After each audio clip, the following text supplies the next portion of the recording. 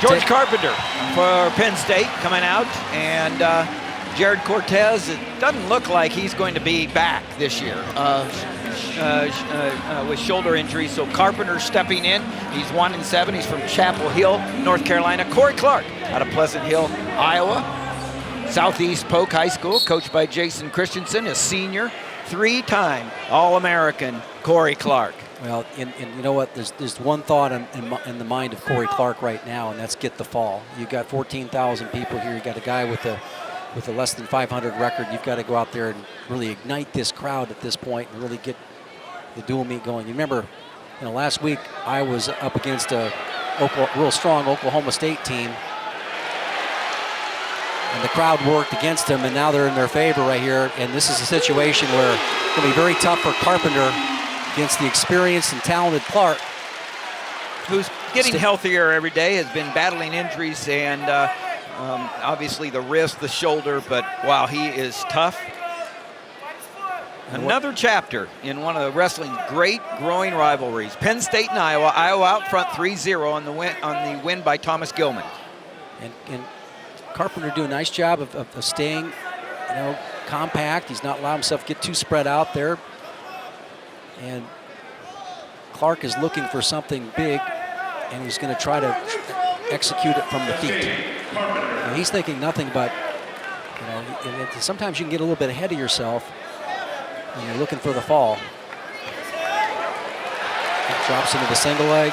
He's thinking big move here, though. Let's see how Carpenter gives it up early. Bails out there. 2 more points for Clark. He goes out front 4-1. Minute and a half left in the first period. Halfway through the first period of the second match, 133 pounds. And Clark hasn't knows that this wrestler has an objective to also stay off his back. And see, it's everybody understands the gravity of the situation that Carpenter's in. 14,000 people. They want to give up big points in this duel, and he's been pretty competitive. He's been building up to his base when given the opportunity. Clark really has very solid bar arms, okay? He can go ahead, and he's got the bar arm locked up right there. He's got the leg in on the far side. And this is where he got called with a half Nelson in for a potentially dangerous move down at Oklahoma State. Yeah. And he can make this tight. Yeah, he can. It's a memorable call of that dual meet. See the tilt action going on there. That's actually a roll through, so 29 seconds left in this period. Clark has it tight, trying to get back points. He's getting the count. He got 1 count. There it goes. There's the 2 count, a 3, and a 4. So 4 points, near fall racked up right now. Still in the first period, 10 seconds left. 4 more points. Crowd into this.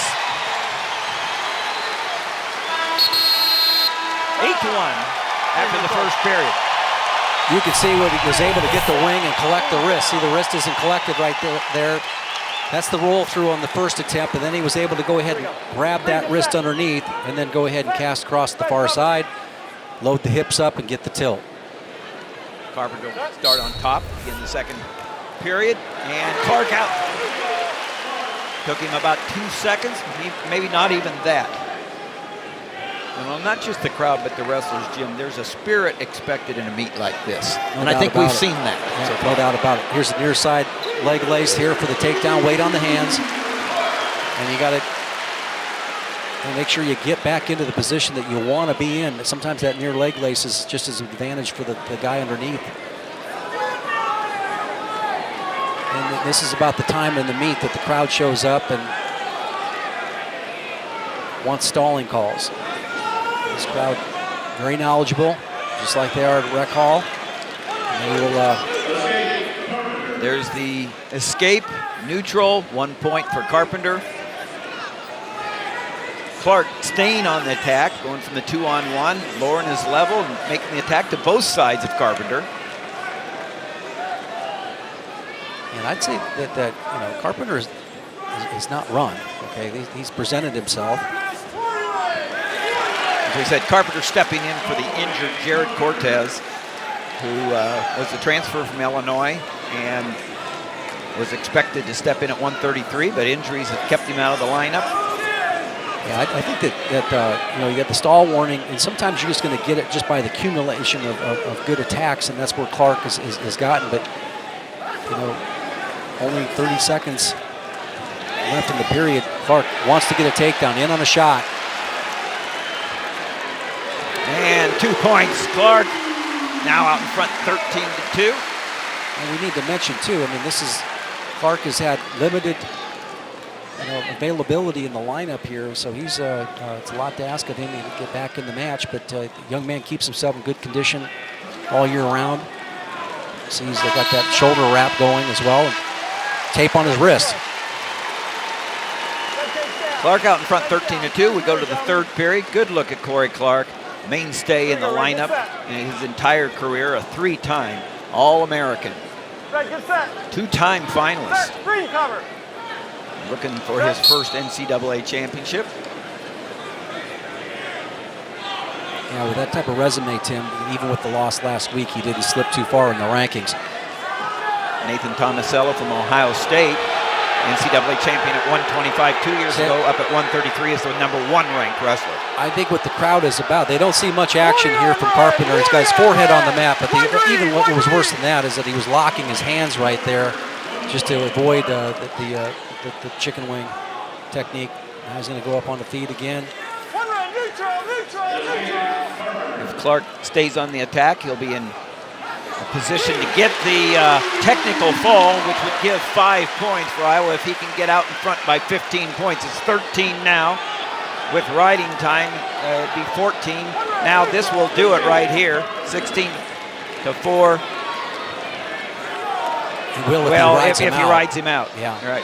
Which I think he's going to go ahead and probably let him up and go for the... Either that or take him to his back. 50 seconds left. Now Tom Brands is pointing down. He wants him to go ahead and continue to work in the top position and to work for that pinning combination. Every point counts in a meet like this. Penn State ranked #2, favored over Iowa, but it's home, and Cory Clark racking up a technical fall if he can ride him out right here.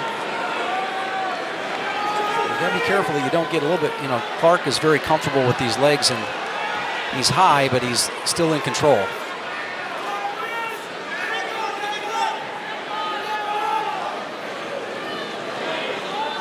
Settle back in that position, and now a short time, it's either going to... So the ride-out's going to give him 1 extra point. 19-4 is a 15-point technical fall. 5 points on the board for Iowa. So the Hawkeyes, after 2, go out in front 8-0. There's your winner.